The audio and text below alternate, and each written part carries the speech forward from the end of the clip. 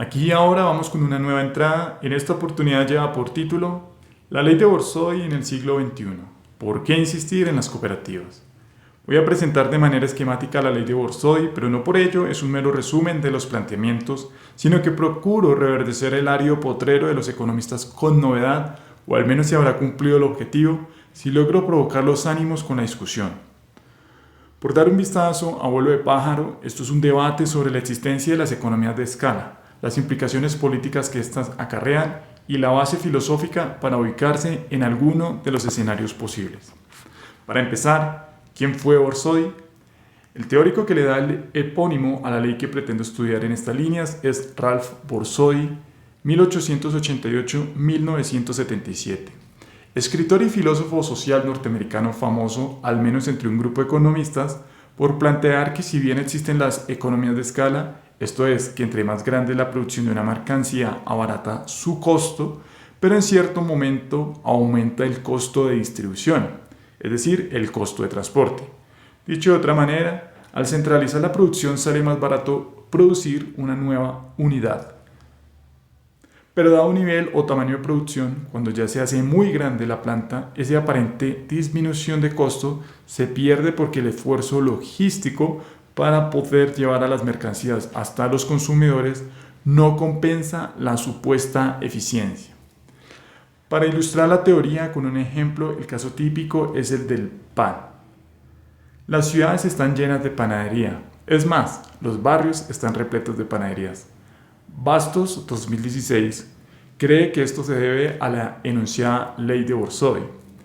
Se podría hacer el pan en un lugar del país, seguramente saldría más barato, pero después distribuirlo por todas partes llevaría a una ineficiencia que haría quebrar a la empresa o el Estado, según sea el caso, como veremos más adelante, que terminaría posiblemente haciendo que la gente deje de consumir pan o elaborando su propio pan en casa. Así aplica para la mayoría de los bienes de la economía. Quizá una excepción son las ideas que viajan por el Internet en fibra óptica, aunque no estaría tan seguro de ello. Será más fácil dejarse llevar por el orden de izquierda a derecha en las letras como aparece en la imagen. Para comenzar la discusión, es probable que se necesite un segundo texto donde se pueda indagar por otras cuestiones igualmente interesantes, pero evitaré en esta ocasión para no perder claridad frente al tema. Caso A. Los átomos económicos, competencia hiperperfecta. Este análisis no es necesariamente histórico. Por tanto, el lector no debe llegar a pensar que el orden de preferencia refleja algún sentido de pasado presente, y menos como la presentación convencional que se suele hacer en la economía neoclásica, de ir desde la competencia perfecta, competencia imperfecta, duopolio de Cournot, hasta el monopolio, aun cuando tenga cierta relación o parecido con ese enfoque. Como se aprecia en el diagrama, el escenario A es de los átomos económicos.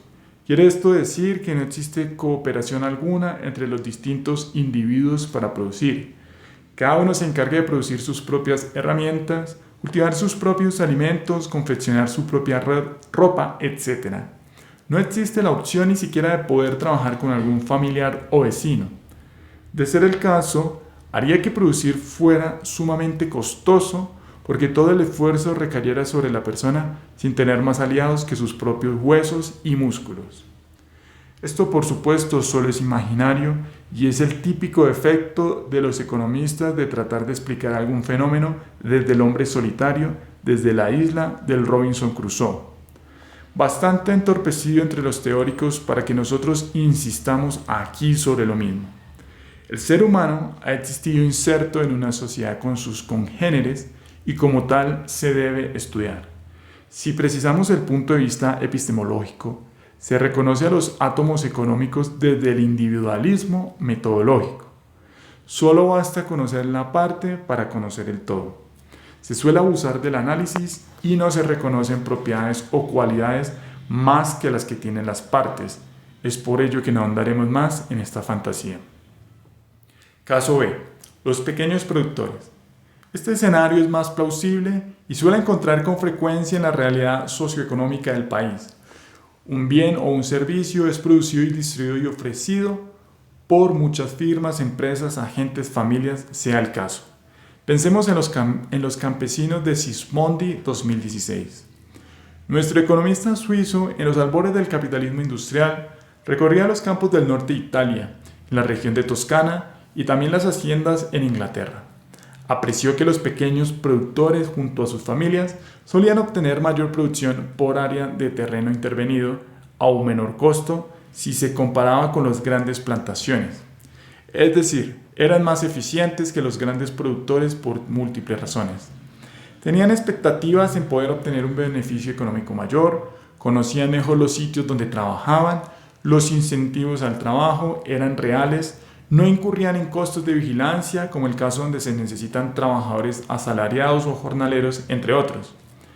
Precisamente Borsodi derivó su famosa ley cultivando sus propios tomates y comparando el precio más barato con los tomates puestos en el mercado por los grandes productores. Es lo que Miguel Anso Bastos resume en la frase «el pez chico se come el pez grande». El corolario es claro. Si los pequeños productores compiten en igualdad de condiciones frente a los grandes tenedores de tierra, los conocidos landlords, sencillamente los llevan a la bancarrota.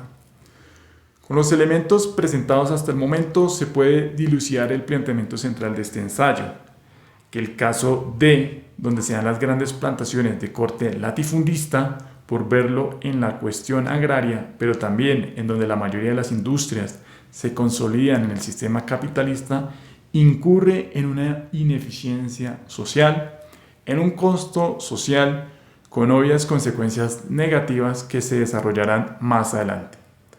Los estudios de Sismondi, 1773-1842, concurren en el tiempo con las reformas agrarias que se adelantaban en Europa.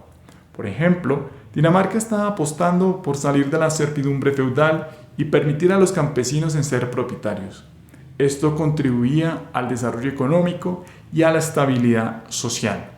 Resulta curioso que el nacimiento del brillante economista suizo coincide con el origen de la Revolución Industrial en 1776 y su deceso con el origen del cooperativismo moderno de la mano de los pioneros de Rochdale en Inglaterra año 1844. La historia de los pioneros fue llevada al cine. Caso C. Las cooperativas. Los pioneros de Rochdale establecieron la primera cooperativa de consumo exitosa en 1844. El intelectual ginebrino precitado no alcanzó a estudiarla porque de seguro habría tomado como bandera propia. Desde entonces, las cooperativas no han hecho sino expandirse en los distintos sectores. Han sido más revolucionarios cuando establecieron cooperativas de producción y trabajo.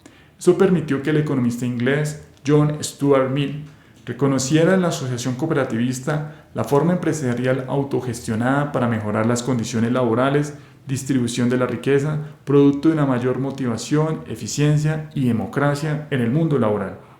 Los daneses, enfrentando los retos actualizados en el año 1850, no solo volvieron a los campesinos en propietarios, sino que fundaron los créditos de origen cooperativista.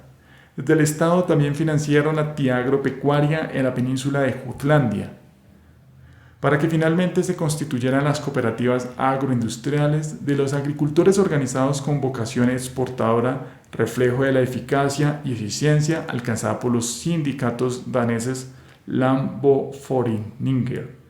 Establecieron una marca en común para comercializar sus productos. Era imposible que cada una de las familias lograra industrializar su propia producción agropecuaria. Por ello, se reunían en asociaciones y fundaban cooperativas para poder mitigar el riesgo financiero, coordinar el trabajo y aprovechar las economías de escala. Esto ha sido replicado en muchos lugares del globo. Países como Canadá, Alemania, Nueva Zelanda, País Vasco, Italia, Japón, entre otros, han tenido experiencias similares. Como ya se dijo anteriormente, las cooperativas se han logrado establecer con éxito en prácticamente todos los sectores de la economía. Una última observación en este punto es que mientras el caso A se refiere a los átomos económicos, entre comillas, en este escenario hablamos de sistemas. Unas personas se organizan y transforman elementos del entorno, estableciendo todo tipo de relaciones vinculantes o no, lo que origina las estructuras de los sistemas. Se diferencia del olema, de los holísticos, en que si bien todo está relacionado, lo está bajo distintos grados de vinculación, unos más fuertes y unos más débiles. Permite el análisis, pero también la síntesis. Se adhiere al emergentismo al sostener que los sistemas tienen propiedades que sus partes o componentes no poseen. A diferencia de los holistas que ven las cosas, el mundo, como un todo ensamblado, un todo indivisible. Los médicos cirujanos, por decir algo, operan al paciente acorde a su perspectiva filosófica, sistémica y no holista, aún sin saberlo. Caso de duopolio entre el monopolio y la competencia monopolística. La competencia monopolística se define en el sentido de que cada empresa produce mercancías similares, aunque busca diferenciarse en calidad, diseño u otros rasgos y así poder distinguir a su producto del de los demás y fijar precio con ciertos grados de libertad. Por supuesto, pueden ser empresas organizadas bajo distintas formas empresariales como cooperativas, sociedades anónimas, sociedades limitadas u otras figuras jurídicas para empresas capitalistas. Muchas de las actividades económicas las encontramos bajo esta forma. Sin embargo, muchos sectores están controlados por pocas empresas. Esto lleva a unos tamaños gigantescos, tanto en la tenencia de la tierra como en las plantas industriales, lo que ya Sismondi evidenciaba de centralización y concentración del capital. Marx 2019. Acorde a la ley de Borsodi, implica ineficiencias sociales. Porque si esto es ineficiente, tanto desde el punto de vista económico como el energético, ¿es lo que se hace? La respuesta es un tamaño adecuadamente grande, facilita a ciertas familias coordinar el sector económico y el sector político para buscar rentas y obtener ganancias. No se maximizan los beneficios, como dicen los microeconomistas, sino la posibilidad de extraerlos. En la imagen se percibe que los costos logísticos aumentan. Por eso utilizan el poder público para construir vías, tender rieles de trenes, puertos marítimos y poder transportar los bienes por todo el país. Entonces socialmente se subsana el costo de circulación a expensas de poder establecer las grandes producciones. Toda la sociedad termina subsidiando a los mega emporios. Pero si se mira bien el caso de no solo aumenta el costo logístico, sino también aumenta el costo de producción. ¿Es posible ello? Los expertos señalan que cuando el pulpo empresarial se vuelve muy grande, aparecen ineficiencias que solo se creían en una economía de planificación central.